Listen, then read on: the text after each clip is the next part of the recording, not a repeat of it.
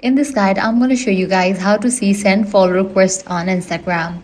Let's get started. First, launch your Instagram app. Make sure you have already logged into your account. Now navigate to profile page, then click on three bars.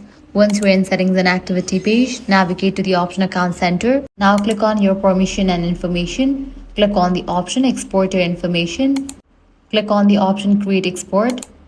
Now go ahead and select your Instagram account. Click on export to device. Now click on the option customize information and uncheck for all these options.